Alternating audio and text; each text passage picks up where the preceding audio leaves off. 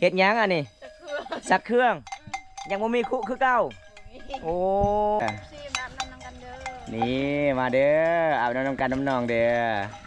อากาศก็ร้อนหอนเนาะงัวก็สิอาบน้ำละบัดนี้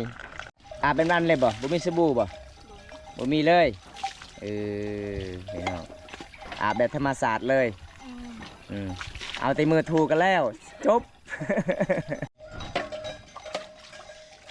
บ่ได้หนาวบ่สแกนข่อยคือหนาวแห้งข่อยเบิ่งเจ้าอาบโอ้ยสิหนาวแห้งลีเลยฮอนลายเนาะเลี้ยงงัวมื้อนี้เนาะย่างไปย่างมาฮอนก็เลยกลับเฮือนอาบน้ำ มัดใบงัวแล้วก็อาบน้ำเลย เอาแล้วบ่สิขึ้นอะไรวันนี้เนาะนี่พี่น้องสาวลาวอาบน้ำแบบนี้ล่ะพี่น้องเลยสาวเคสนบทบ่มีสบู่เห็นบ่มีติดเพ็บอย่างเดียวเป็นกสิกลับล่ะพี่น้องเลยนี่บรรยากาศยามตอนเที่ยงมาเยี่ยมสาวเกต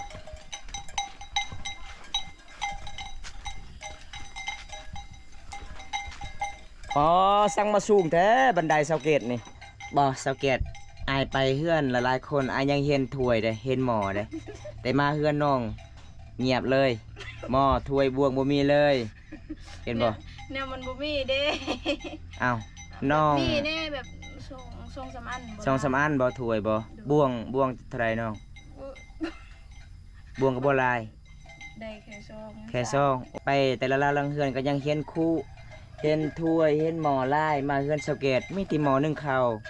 แล้วก็หม้อให้กินนี่มีแต่ซ้ำนี่เงินก้อนนี้ก็สิให้น้องอย่าซื้อผู้บ่าวเด้คันซื้อผู้บ่าวค่อยสิบ่ให้เลือดที่ซื้อหน้าจอโทรศัพท์เลือดที่แปลงหน้าจอโทรศัพท์กะน้องซื้อไปนุ่ยเด้อซื้อเกลือให้พ่อยแม่กินเอาผู้ใหญ่ใจดีที่ให้น้องเงินแบบขอให้อยู่ดีมีแห้งขอให้อยู่ดีมีแห้งขอให้ร่ำให้รวย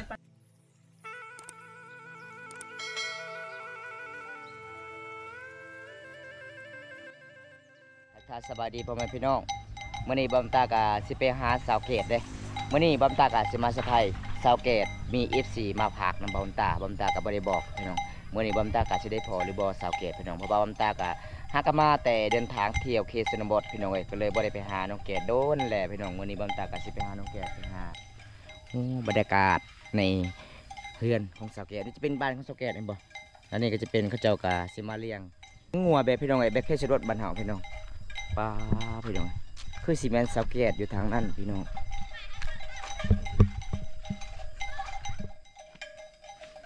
แมนสาวเกตบ่เนาะหรือว่าเมียเขาอันนี้นะ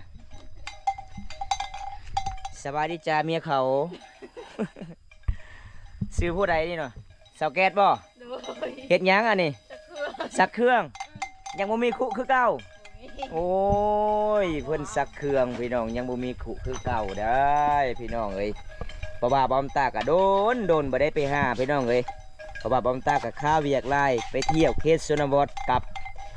ผู้ใหญ่จากทางไทยเพื่อนพาไปเที่ยวก็เลยพาไปเที่ยวพี่น้องเป็นจะได้สาวแก่โดนเลยเนาะบ่ได้เห็นหน้ากันเนาะคิดฮอดคือกันบ่คิดว่าน้องไปนอนให้ไปซักข้าวให้บ่โอ้พี่น้องมีเดียกับแม่เมื่อนี้เจ้าคือบ่ไปเมื่อนี้เลี้ยงงัวโอ้ได้งัวหลายบ่งัวเจ้าเองหรือว่างัวเขาเจ้าเลี้ยงงัวเข้าถ้าได้ลูกแล้วแบ่งกันโอ้พี่น้องเพราะว่าบำตามมาเมื่อใดเพื่อนสาวแก๊สกะยังบ่มีคุคือเก่าพี่น้องอันนี้ก็จะเป็นทังแบบเขาเจ้ากะสิมาปล่อยน้ำประปาเด้แบบเขตหมู่บ้านของน้องกะมีน้ำประปาพี่น้องใครมีน้ำประปาบริษัทเยอรมันช่วยเหลือเขตชนบทชนเผ่าบรูบานนี่พี่น้องแต่เรื่องของน้องยังบ่มีคุขาดคุแล้วน้องเมื่อนี้น้องฮู้บ่ว่าอายสิไปหาน้องบ่ฮู้เลยพี่น้องเห็นบ่น้ำประปาของเพิ่นคักไอ้ลีพี่น้องไปเปิดอยู่นี่ไปอยู่ทางนั้นพี่น้องเอ้ยสุดยอดพี่น้องได้ยิน FC เว้าว่าโทรศัพท์เจ้าเพแม่นบ่แปลงเลยบ่ยังบ่มีเงินสิแปลงโอ้คันท้ายมีเงินน้องสิแปลงบ่สิแปลงเนาะโอ้พี่น้องเพราะว่าน้องแกดมื้อนี้ก็อยู่เฮือนอยู่ซ่านเพิ่นก็ เลี้ยงงัวอยู่กับเฮือนเลยเห็นบ่อันนี้จะเป็นงัวเจ้าบ่ โดย โอ้เพิ่นมัดเอาเลยพี่น้อง เห็นบ่สิไปไสคือซักเครื่องมื้อนี้ บ่ได้ไปใช้ บ่ได้ไปไสเพราะว่าเมื่อวานเมื่อคืนนี้น้องออกให้ก็เลยซักเครื่องมื้อนี้ โดย โอ้พี่น้องสาวเกตคนสวยประจำหมู่บ้านสาวลาวเผ่ามังกรพี่น้องเพราะว่าบอมตาทักหาสาวเกตมื้อนั้นเอ้าสาวเกตคือบ่ไปค่อยทักหาเจ้าว่าตอนแรกมาเฮือนสาวลาเด้อมื้อนั้นเด้อเพราะว่า คอย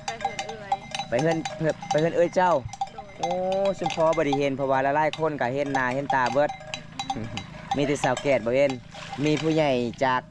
กรุงเทพเพิ่นมาเยี่ยมยามอยากเห็นน้องแกดเพราะว่าอยากเห็นน้องลาอยากเห็นสาวน้อยเห็นสาวบาปเมื่อนั้นมาครบหน้าครบตาแต่บ่เห็นเจ้าผู้เดียว โดย ไปซอยเอื้อยซักไห้บ่ บ่ไปฮือให้ คือให้โอ้คือให้พี่น้องเบิ่งพี่น้องอันนี้บอนเฮือนของน้องแกดอันนี้มันเปื้อนหลายแต่แบบเขาเจ้าก็บ่ได้ก่อพี่น้องบ่มีเงินบ่น้องสิมาก่อบ่คันเฮาสิก่ออยู่นี่คือสิคักเนาะ โอ้ยพี่น้องมันสิเป็นขี้ตมลายเลยนะผมบอกพี่น้อง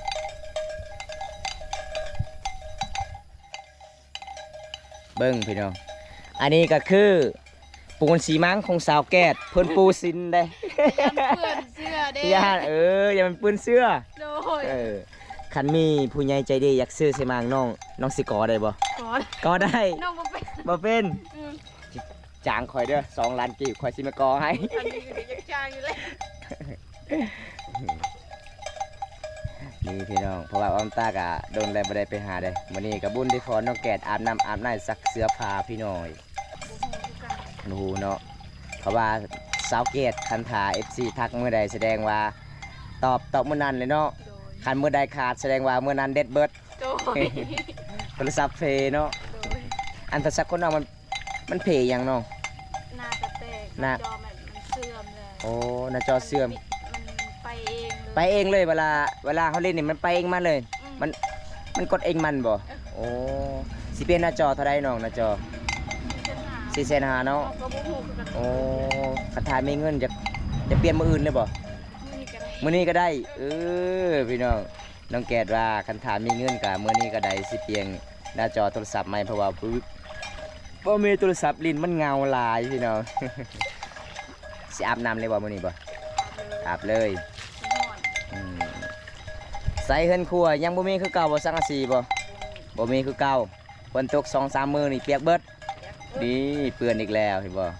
บ่มีคุแบบนี้ล่ะพี่น้องอันนี้คุน้องเบิ่งนี่น้อยอีหลี ว้าคุสาวแกดนี่บ่ได้แล้วคุสาวแกดนี่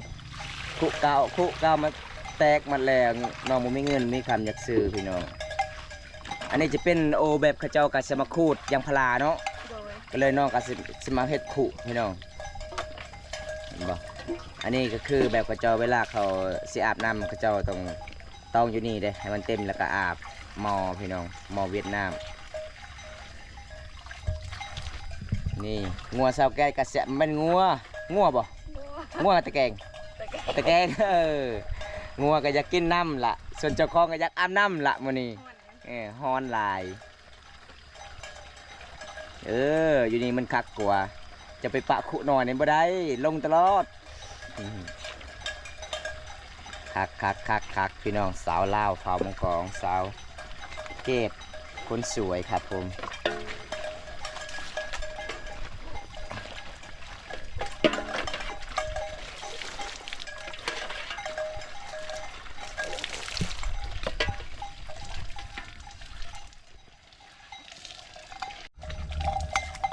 สาวเกตเอิ้น FC อาบน้ำน้ำกันเด้อ ซีมาอาบน้ำนำกันเด้อ นี่มาเด้ออาบน้ำน้ำกันน้ำนองเด้ออากาศก็ร้อนเนาะงัวก็สิอาบน้ำล่ะบัดนี้นี่งัวก็สิดูดน้ำพี่น้องสาวแกดก็สิอาบน้ำสาวแกดพอได้ยินงัวเจ้าว่าโอ้ยอาบน้ำกินน้ำสาวแกดอาบคือสินัวคักแท้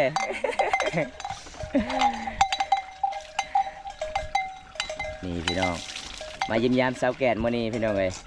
เพราะว่าน้องก็บ่ฮู้เลยว่าบอมตาอยากมาหามื้อนี้เพราะว่าโดนแล้วบ่ได้ไปหาน้องเพราะว่าได้ยินว่าข่าวๆว่าน้องบ่มีเงินสิแปลงโทรศัพท์หน้าจอเพย์พี่น้องหน้าจอเล่นบ่ได้แล้วมื้อนี้น้องแกดก็บ่ได้ออกสวนออกไห้เลี้ยงงัวอีกพี่น้องเอ้ย อาบเป็นวันเลยบ่มีสบู่บ่มีเลยพี่น้องอาบแบบธรรมศาสตร์เลยเอาแต่มือถูกันแล้วจบ ไอ้บุญตาดูสาวอีกแล้วแมนเพิ่มหากามาเที่ยวเขตชนบทกับไอ้ใหญ่เพิ่นจากกรุงเทพเพิ่นพาบอมตาไปเที่ยว2 วัน 2 คืนไอ้ใหญ่เพิ่นก็กลับมื้อนี้แล้วกลับอยู่ไทยก็เลยบ่ได้ไปหาสาวแกดเพราะว่าไปโอ้ย2 มื้อมันเมื่อยหลายไปเลาะชนบทว้าววันนี้ผู้สาวอาบน้ำด้วยครับฮ้อนเมืองไทยก็ฮ้อนตลอดเห็นผู้สาวอาบน้ำน้องเสื้ออะไรน่ารักเจ้าซื้ออย่างน้อน้องเกดเด้อสบายดีบ่าวบุญตาโดยสบายดีผู้สาวอาบน้ำผู้บ่าวไม่อาบด้วยหรอครับโอ้ยผมไม่อาบครับเบิ้งนี่ครับนี่ขี้ต้มลายเลยขันอาบนี่น้ำของน้ำเสาแก่เบิดเลยเพิ่นบ่าเสาแก่บ่ให้อาบ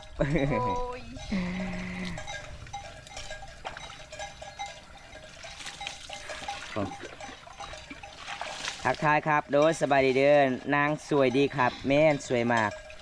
แต่กองผมบริแจ้งครับบริษัทก็เลยมันมืดครับโดนแล้วบ่ได้ไปหาพี่น้องเพราะว่าเมื่อนี้ก็ได้ยินข่าวว่าน้องโทรศัพท์ลิ้นกับบ่มีนะจอแตกเพราะว่ามีผู้ใหญ่อายเพื่อนก็ให้บ่าวตาไปเยี่ยมก็เลยไปเยี่ยมจัดให้คำขอผู้ใหญ่ใจดีจากฝั่งไทยนี่แหละ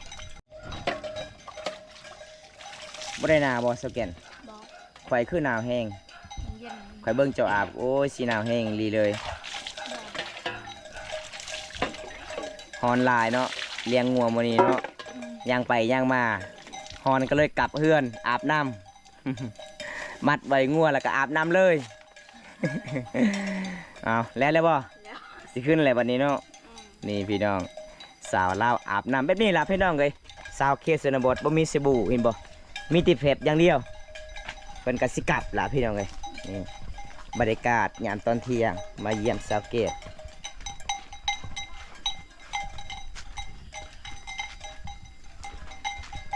อ๋อสั่งมาสูงแท้บันไดสาวเกตนี่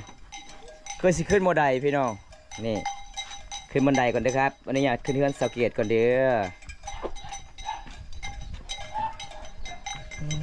พี่น้องเขตชนบทบ้านเฮาเวลาเฮ็ดเฮือนเฮ็ดสันนี่เด้อ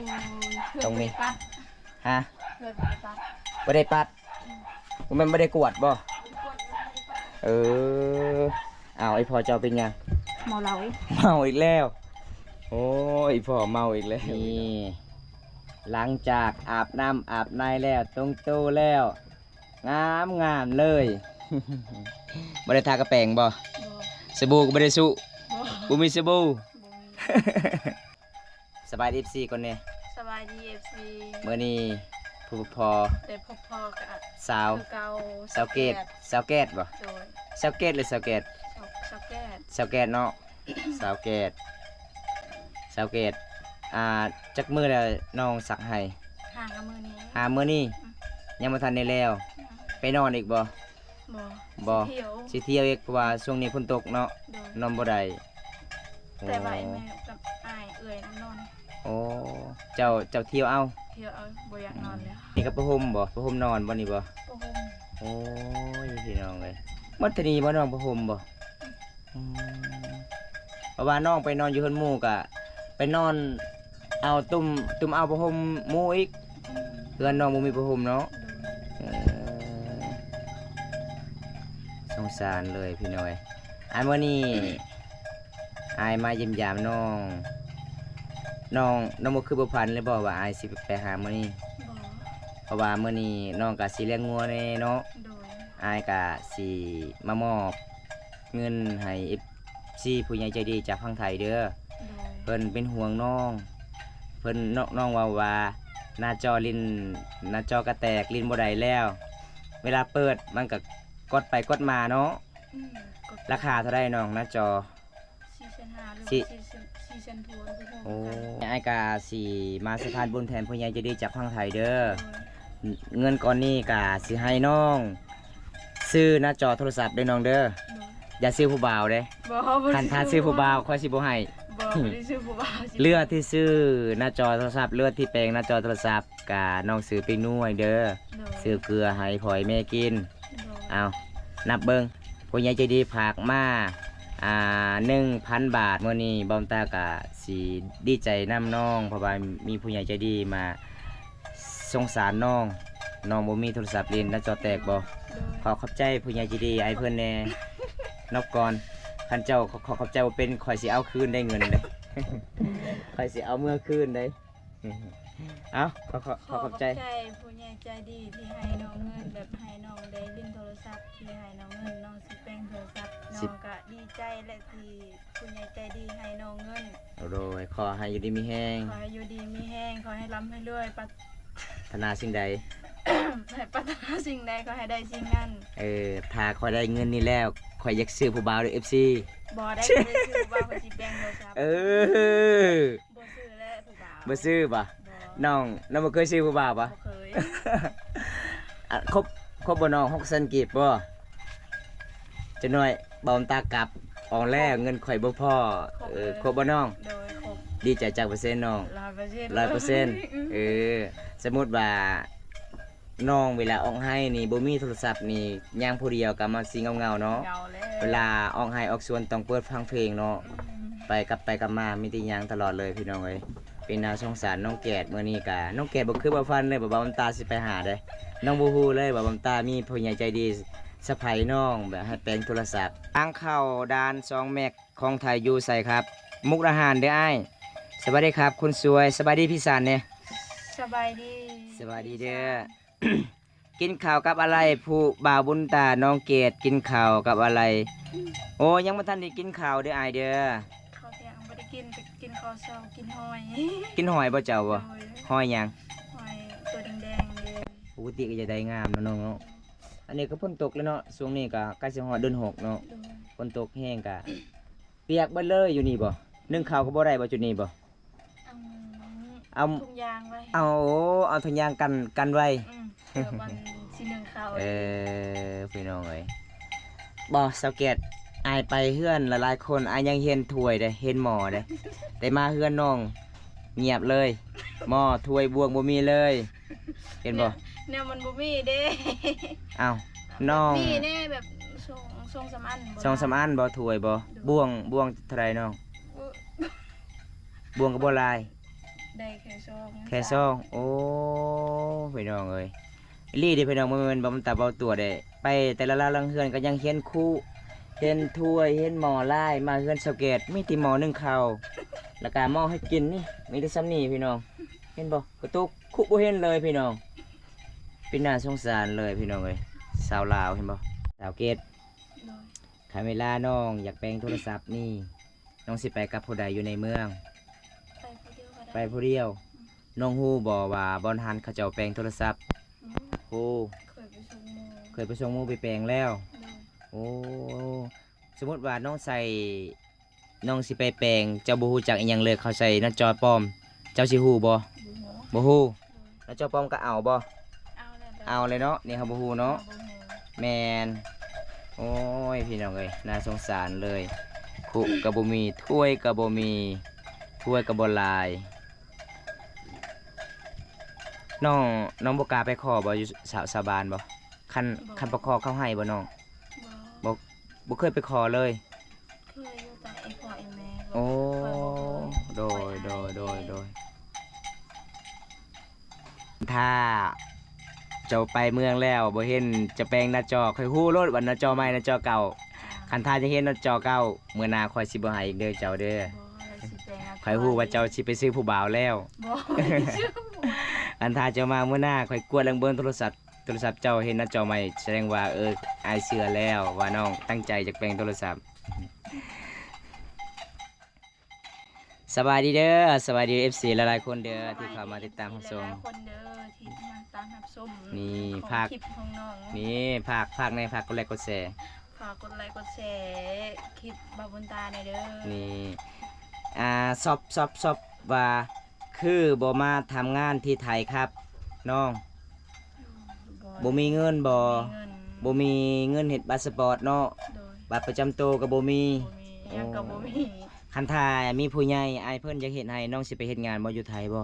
ฮู้เลยยันนี่พ่อบ่ให้ไป บ่ให้ไปเอา แบบลูกบ่ฮู้หนังสือ บ่ฮู้หนังสือโอ้คันบ่ฮู้หนังสือนี่เขาให้เฮ็ดเจ้าล้างถ้วยล้างจานได้บ่ ได้อยู่ ได้อยู่เนาะซักเสื้อผ้าได้บ่ ได้ แต่ขายเครื่องของได้บ่ บ่ได้ บ่ได้บ่ฮู้หนังสือ บ่ฮู้ เออจะน้อยเขาว่า20 บาท เอาเลย10 บาทก็ได้ แนวบ่ฮู้แน่บ่ฮู้เนาะยอมรับเลยเนาะน้องเนาะ โดย สิ่งที่เฮาฮู้ต้องเฮาเฮ็ดได้เนาะ โดย สิ่งที่เฮาบ่ฮู้บ่จำเป็นเฮ็ดเด้อ โดย ถ้าเฮ็ดไปแล้วต้องผิดเจ้านาย เจ้านายขายมื้อหนึงบัดเซาเกตขาย 1,000 หยอกกันพี่น้องน้องบ่ฮู้หนังสืออีหลีเด้เขตสาวลาวบ้านเฮากันหลายๆคนก็บ่ได้เรียนหนังสือล่ะพี่น้องเอ้ย